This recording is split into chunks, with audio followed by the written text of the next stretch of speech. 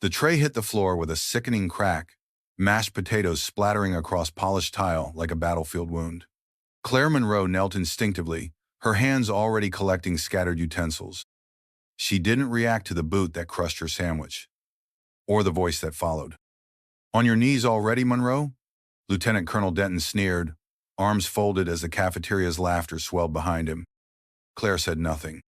From across the room, General Nathaniel Cross paused mid-stride. His eyes had caught something, a flicker of metal swaying from Claire's neck. Not standard issue, not factory stamped. The dog tag gleamed briefly in the afternoon light. 3 numbers, carved by hand, worn down by time and touch. 1,186. The general's expression changed instantly. His spine stiffened. His breath caught. Claire didn't notice. She simply returned to her feet, the tag slipping beneath her collar. Just a quiet woman with a mess to clean. But Cross had seen enough. This isn't just another story. This is about what happens when the quietest person in the room carries the heaviest truth. Stay with us until the end.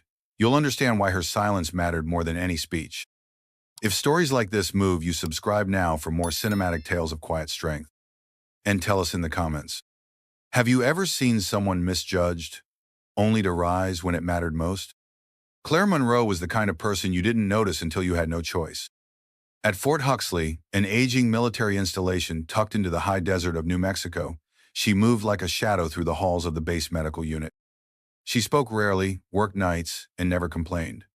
Most of the soldiers barely knew her rank. Fewer knew her first name. To them, she was just Monroe. Or, worse, Miss Mello, as Lieutenant Colonel Travis Denton liked to call her. She folds under pressure. Denton had once told a room of junior officers, as Claire stood silently nearby. Soft voice, soft hands, soft heart. Mark my words, she wouldn't last 5 minutes outside the wire. No one contradicted him. That was Denton's power. He spoke with the confidence of men who'd never been tested. Not by fire, not by blood, not by loss. Claire didn't flinch. Not then, not ever. She simply adjusted the strap on her medical kit and moved on to the next room. Most dismissed her as forgettable. A woman who did her job quietly, efficiently, but without spark, without edge. No one saw how she always arrived 10 minutes early, clipboard in hand, notes prepared. No one paid attention to how she stayed after hours, mopping blood from the infirmary floors herself, even when it wasn't her duty. No one noticed the way patients, especially the difficult ones, settled under her touch, their breathing slowing as if their bodies remembered something their minds couldn't name. Somehow, Claire made them feel safe. That was her secret power, the kind that didn't show up in briefings or fit on a resume, the kind you couldn't teach. But Fort Huxley didn't reward quiet skill. It celebrated loud orders, crisp uniforms, spotless boots. And Denton had made her his target. The incident in the cafeteria was just the latest in a long line of indignities. Surprise inspections at midnight, petty reassignments, public reprimands over imagined infractions. Denton was slowly trying to erase her from the base without ever signing a discharge order. Claire endured it all. Without a word. Her routine never changed. Each morning, before the sun rose, she brewed 1 cup of black coffee in her 1-bedroom apartment off base. Toast with peanut butter, no sugar, no mirrors facing the bed. A battered photo frame turned backward on the nightstand. Her keys hung on a nail next to the door, always in the same place. And always, the same final gesture before leaving, she'd lift the chain from the doorknob and trace her fingers along the worn metal tag. 1186. No one had asked what it meant, and Claire never offered. But she touched it the same way each time, with the reverence of someone turning pages in a holy book. If anyone had bothered to count 10, no one had. She touched the tag exactly 186 times a day. Every time she sanitized her hands before a procedure. Every time she took a deep breath before entering a patient's room. Every time she heard Denton's voice behind her and resisted the urge to disappear. 1,186 times. Not by coincidence. By memory. Claire didn't ask for respect. She didn't seek recognition. She just worked. Always in the background, always steady. Until that day in the cafeteria. Until the tray hit the floor. Until the general saw the tag. and everything began to shift. Claire Monroe's life outside Fort Huxley was as unremarkable as her presence within it. She lived in apartment 186 at the edge of a forgotten cul-de-sac just off Route 17 in a sand-colored building with no name and 3 broken porch lights. Her neighbors didn't know her. The landlord thought her name was Carla. The mailman only recognized the number. Inside, everything was in order. Spartan, efficient. The kitchen held exactly 1 skillet, 1 coffee mug, and a row of protein bars lined like soldiers on the countertop. The walls were bare, save for a faded map of Helmand Province thumbtacked beside the coat rack. No decorations, no framed photos, no mirrors near the bed. Claire had long since stopped wanting to see her reflection first thing in the morning. Her truck, an old Chevy Silverado from the early 2000s, idled each morning at 5:47 a.m. sharp. Not 5:45, not 5:50. The digital clock in the dash blinked 186 miles since last reset. The coin tray inside the center console held exactly 186 in rolled quarters, wrapped by hand in bands of medical tape. Even her grocery receipt totals never exceeded 118.6. People might have assumed she had obsessive tendencies, maybe a mild case of OCD, maybe a superstition. But Claire didn't operate on fear.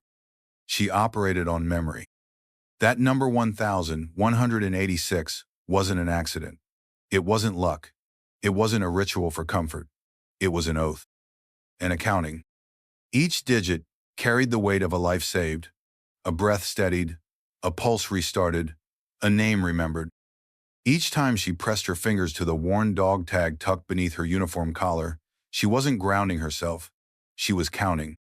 Every tap against the metal was for someone specific. The infant lifted from a mortar-blasted shelter in Kandahar. The interpreter's son with a collapsed lung, revived with the last remaining IV. The soldier whose arm she amputated with a field knife while enemy fire lit the sky red. 1,186 lives. It was the number carved, not stamped, into her tajish by her own hand with a scalpel on a cold night long ago. The army had issued her dog tags, but this one? This was personal. This was sacred. Claire wore it always. Even in the shower, even in sleep. She traced the numbers in moments of stillness, in times of stress, in split seconds before a difficult patient or a flash of old trauma behind her eyelids. She never talked about it.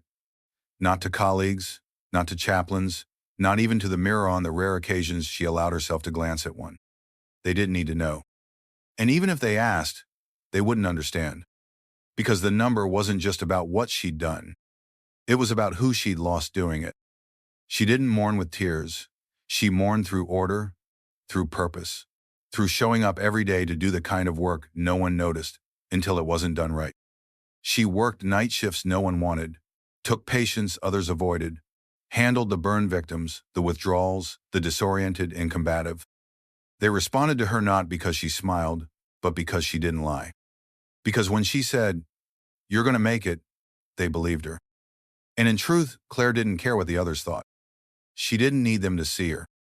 Only one thing mattered, that she never forgot those 186, that she carried them forward, one breath at a time. Lieutenant Colonel Travis Denton didn't hate Claire Monroe, at least not at first. He simply didn't believe in her. In his world, soldiers barked orders, stood tall, made noise. They ran fast, lifted heavy, punched hard. In his world, competence came with a sharp edge and a louder voice. Claire had neither. She was small, quiet, and unshakably calm. A poor fit for his vision of battlefield medicine. And so, he set out to correct what he saw as a structural flaw. The campaign began subtly. She was reassigned to latrine duty during peak medical hours. He framed it as a rotational equity measure, though no one else rotated into it. She cleaned toilets while less experienced medics stumbled through procedures upstairs. Then came the paperwork reviews. Denton accused her of mishandling supply orders. He filed warnings in her personnel file, flagged her for further observation. He never gave her a chance to respond. He didn't need to. The most effective weapon Denton used wasn't punishment. It was humiliation. At morning formation, With visiting officers present, he'd single her out. "Monroe, that soft-spoken thing you do, does that come with a mute button, or is it just laziness?" Laughter. Always laughter. Nervous, scattered, complicit. Claire never flinched, never raised her voice. She just stood still, let the words pass through her like smoke. It drove Denton crazy. The more she refused to react, the harder he pushed. By the third week, he had her removed from trauma response rotation entirely. Instead, she was given clerical duties in a windowless storage room 2 levels below the infirmary. "Think of it as a break," he told her with a grin. "You've earned it with all that silence." Claire nodded. She said thank you. Then she went downstairs and began alphabetizing medical requisitions with the same quiet focus she once used to stabilize a bleeding chest wound in a combat zone. The other medics noticed, but no one intervened. Denton's reach stretched far. He was well-connected, good at politics. His reputation among brass was pristine, efficient, no-nonsense, results-driven. Claire, by contrast, was a footnote. Even those who respected her didn't understand her. "She's just not built for this," one sergeant whispered. "She doesn't push back," said another. "That's weakness, isn't it?" But not everyone was blind. Some noticed how the worst patients got better under Claire's care. How the detoxing corporal in room 9, who threw chairs at orderlies, quieted down when Claire sat beside him and just listened. How the burn victim in ICU had refused morphine from anyone but her. Even in silence, she was effective, especially in silence. But Denton didn't see that. He saw a threat to the order he had worked so hard to create. So he escalated. Rumors began to spread that Claire had faked parts of her record, that her evaluations had been massaged by sympathetic officers, that her nervous energy might be a sign of untreated PTSD, maybe even a breakdown waiting to happen. He never stated it outright. He didn't need to. He simply asked the right questions in the right corridors. Let the whispers grow. Soon, even those who liked Claire started keeping their distance. And still, she said nothing. But Denton didn't realize one thing, something vital. That with every insult, every slight, every calculated act of quiet erasure, Claire Monroe wasn't growing weaker. She was counting. Each whisper, each shove. 1,186. And she hadn't missed a single one. General Nathaniel Cross wasn't easily rattled. 35 years in uniform had stripped him of illusions, sentiment, and reactionary instincts. But he hadn't been able to shake the image. That moment in the mess hall, the woman on the floor, the number on the tag, 1186. It wasn't a serial. He knew that the second he saw it, no soldier hand-carves a serial number. Numbers like that are remembered, not assigned. That afternoon, behind the tinted glass of his staff vehicle, Cross made a call. "Pull me Claire Monroe's file." The request rattled the base administrator. "Monroe, sir? Enlisted medic. Pretty quiet record. Night shifts mostly." "Send it anyway," Cross said. "Full personnel and deployment history. No redactions." There was a pause. "Sir, there's a problem. Most of her file is restricted. Redacted clearance. Tier 4 classified flags on anything before 2017. Cross frowned. That wasn't just unusual, it was impossible for an E6 combat medic. Unless she wasn't just a medic. Back in his quarters, Cross accessed a different channel, his own encrypted access to Omega-level archives. He hadn't used that login in years. But his instincts told him this wasn't about routine transfer errors. Within seconds, Monroe's file appeared. And what he found stopped him cold. Operation Dark Reach. Classified. Unit. Raven Response Team. Medical Group 3. Deployment. Kandahar Province, October 2016. Engagement duration. 72 hours. Under siege. Casualties. 6 Kaya Unit. 1,180. 6 evacuees saved. Sole surviving medic. Monroe, Claire E. Cross leaned back in his chair. He remembered now. Dark Reach was whispered about in war rooms and debriefs. An impossible stand. A medical unit cut off by enemy fire, surrounded, outgunned, holding position for 3 days, while medics turned a bombed-out school into a trauma bay. The numbers had seemed like myth. 186 lives saved under siege. It was a statistic thrown around to inspire new recruits in almost too perfect story. But now, Cross knew the truth. It wasn't a legend. It was her. Claire Monroe. He scrolled further. Photos fuzzy, taken from drone footage showed a ring of 6 bodies lying in defensive posture, surrounding a courtyard full of stretchers and wounded. And in the center, a single medic hunched over a child on an operating blanket. It was Claire. Gaunt, bloodied, focused. The only person still moving. Cross exhaled, slow and heavy. He looked again at the dog tag in his mind's eye. 1186. Not a designation. A memorial. He understood now why she never spoke up. Some burdens were too large for explanation. Some numbers weren't just counted, they were carried. Cross stood and grabbed his jacket. He didn't notify his staff, didn't draft a memo. He just walked. Down the corridor, through the courtyard, into the north wing of the medical facility. He found her exactly where he suspected, in the basement file room, alphabetizing outdated requisition forms. Claire didn't look up when he entered. "Sergeant Monroe," he said softly.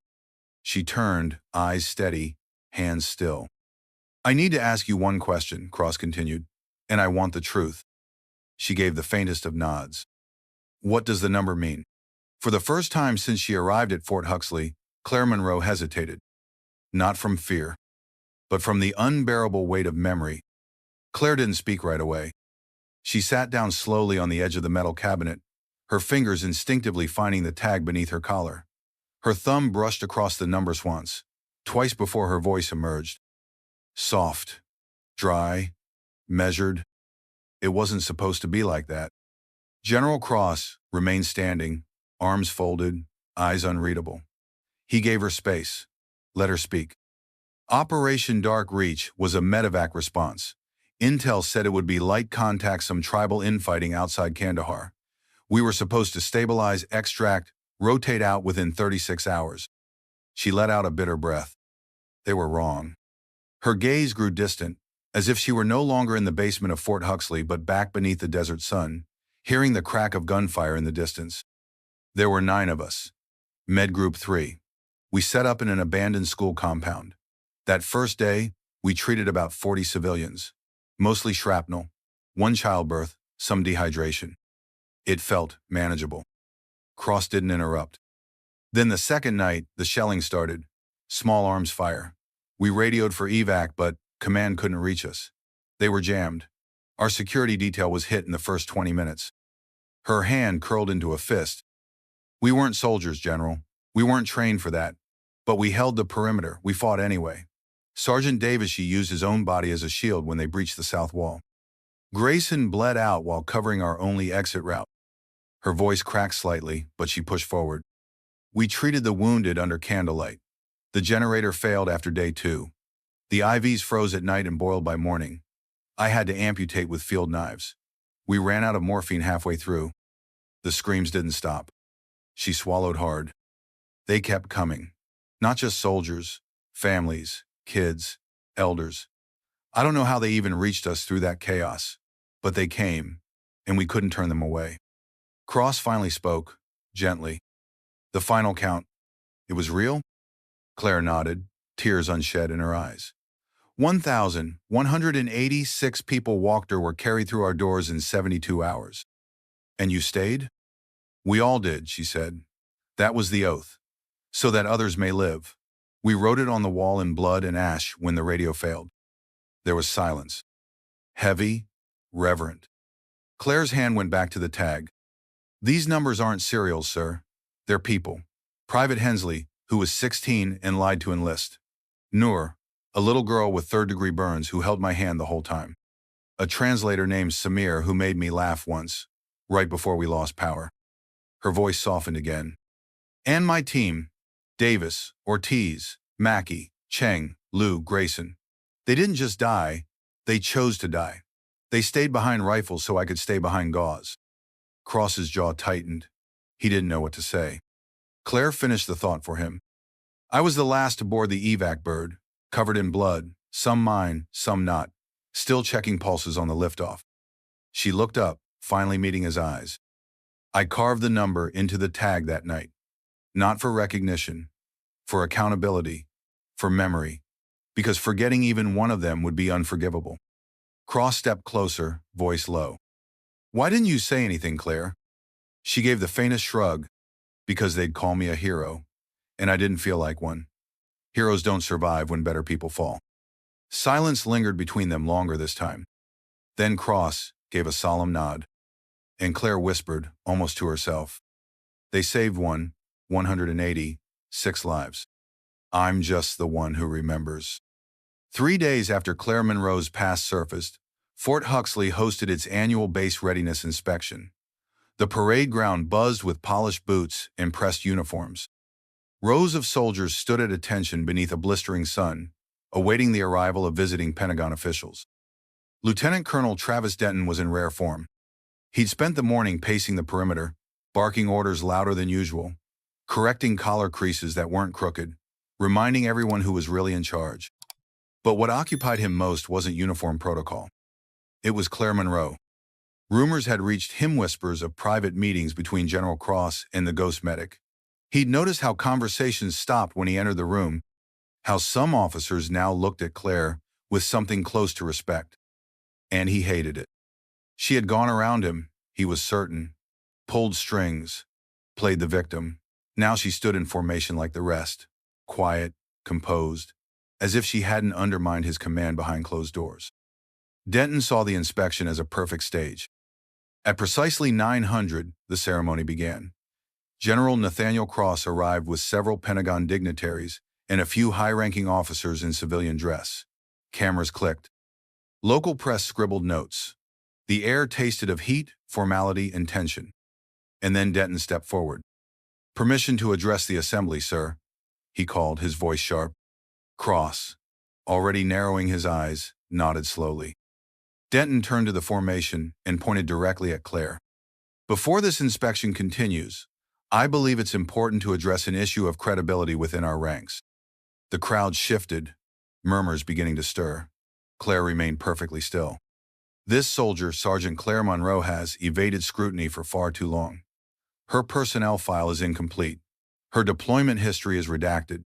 She's provided no verifiable proof of combat experience, and yet she wears a look of quiet martyrdom.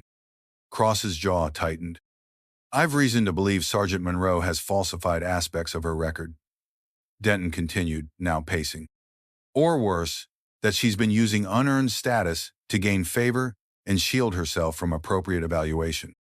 Gasps now, a ripple of discomfort. Denton pulled a manila folder from under his arm and held it aloft. This, ladies and gentlemen, is what happens when silence is mistaken for strength, when emotional fragility is rewarded over discipline and merit. And frankly, I find it insulting to those of us who've bled for our rank. He turned toward Claire, smiling like a man confident of the kill. Well, Sergeant, he asked, what do those numbers mean? That tag you keep touching like a holy relic, 1,186. Is that your badge of victimhood? Your imaginary kill count? A participation trophy from a war you never saw? He reached out, hand halfway to her chest ready to rip the tag from her neck for dramatic effect. Colonel Denton. The voice cut through the air like a blade. General Cross stepped forward, flanked by General Amelia Rhodes, Chief of Medical Operations for the Department of Defense, and a tall, quiet man in civilian clothes who moved with the stillness of someone who had once commanded battlefields. Denton froze, his hand inches from Claire's tag. Continue, Cross said calmly. You were making a case against Sergeant Monroe. Please go on. Denton stammered. Sir, I was only attempting to maintain standards. Rhodes stepped forward and held up a military-issue tablet. The screen showed a black and white drone photo of a bombed-out school. In the center, a circle of stretchers, bodies. Wounded civilians, one medic still upright. Rhodes looked at the crowd.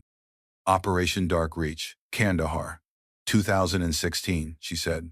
1,180, 6 lives saved, 6 medics dead, 1 survived. She turned the tablet toward Denton. She was the one who survived. Gasps again, but different now. This time they came with weight, with awe. The man in civilian clothing stepped forward, removing his sunglasses. General Alias Hartman, retired, decorated 3-star, and legend among special operations.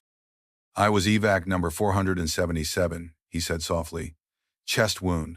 Collapsed lung. No chance of survival. He turned to Claire, his voice shaking slightly. She didn't leave me. Not when the shelling started. Not when her supplies ran out. Not even when the others fell. She sewed me up with fishing line and raw grit. I've had 29 years of service, and I've never seen anyone fight death like she did. Then, in front of the entire base, General Hartman saluted Claire. A real salute. Not ceremonial, not automatic. A salute born of survival and reverence. The courtyard fell utterly silent. Even the birds seemed to hold their breath. Claire said nothing. She didn't need to. Her eyes were steady, her hands at her sides, the tag resting gently against her chest. Denton took a half step back. Cross spoke again. Colonel Denton, would you like to share your own combat deployment history with the Assembly? Perhaps clarify how many medical lives you've saved under fire? Denton opened his mouth. Nothing came out. Rhodes flipped to another screen. Your service record lists administrative tours only. 0 battlefield deployments. 0 trauma hours. 0 joint force operations. Cross stepped forward, his voice dropping. You tried to break a soldier you didn't understand, and now the whole world sees it.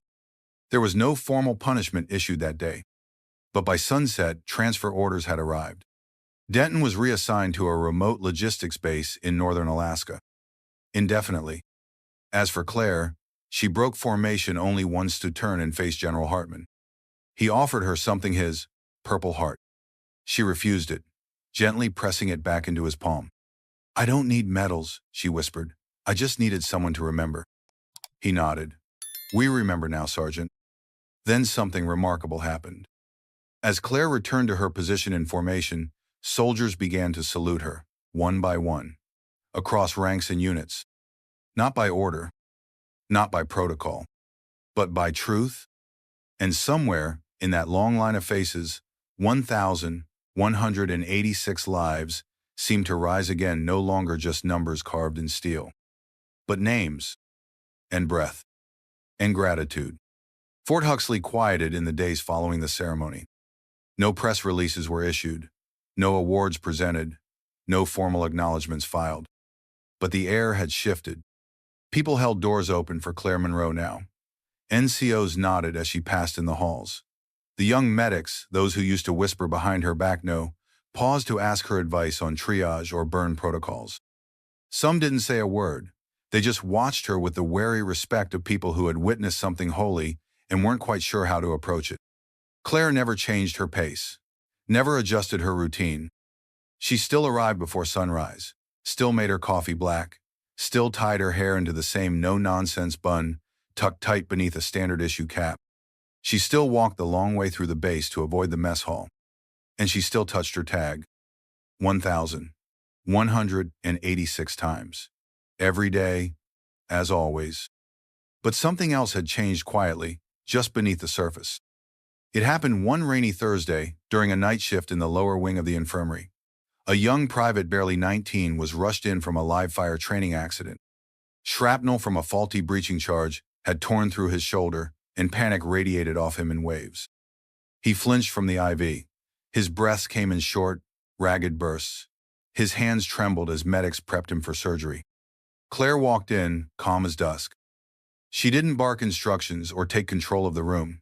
She simply moved beside the boy, her presence steadying the chaos like an anchor in floodwaters. "Private," she said gently, "look at me." He turned, tears welling behind his fear. "Am I going to lose the arm?" he asked. "Is it going to leave a scar?" Claire looked at him for a long moment. Then, without ceremony, she rolled up her right sleeve. A dense, uneven scar ran the length of her forearm, jagged and raw even after years of healing. More scars curled across her knuckles and wrist like an old map drawn in pain. "Scars," she said, "aren't shame. They're receipts." The boy blinked. "Receipts? For every fight you walked away from, every moment your body decided to stay when it could have given up." He stared at her arm, then his own, then nodded faintly. I'm scared it's going to change how people see me, he said. Claire's voice was soft. Let it. The right ones will see the strength under the wound.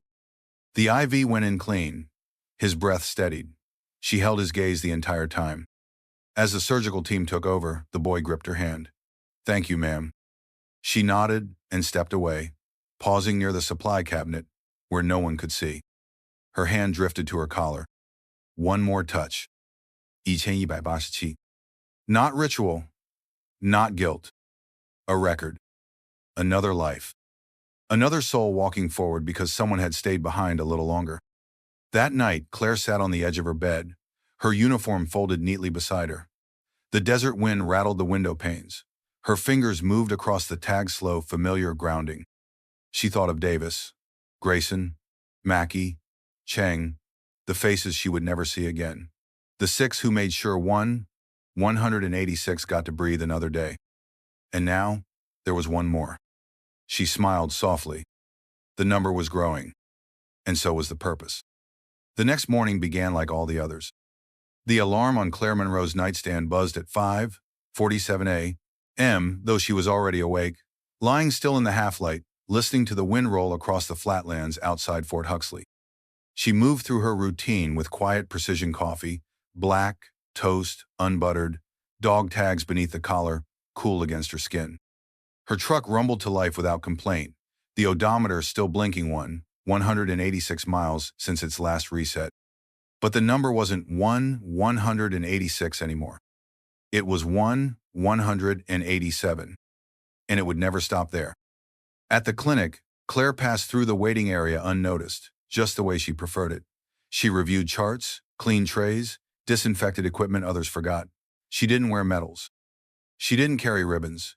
She wore memory, steel, silence. That afternoon, another envelope arrived in her mailbox, no return address, just a postmark from Kentucky. Inside was a photo. A woman in nursing scrubs stood smiling beside a little girl missing part of her right leg, written on the back in careful block letters. I'm alive. She's my daughter. Thank you for both our chances. Claire placed the photo gently in the shoebox beneath her bed. The others were there. 2 photos, notes, drawings from the 1,186. Now 1,187. Not trophies. Just truth. Every night ended the same way. Claire sat quietly, eyes closed, fingers brushing the tag beneath her shirt. Once for each life.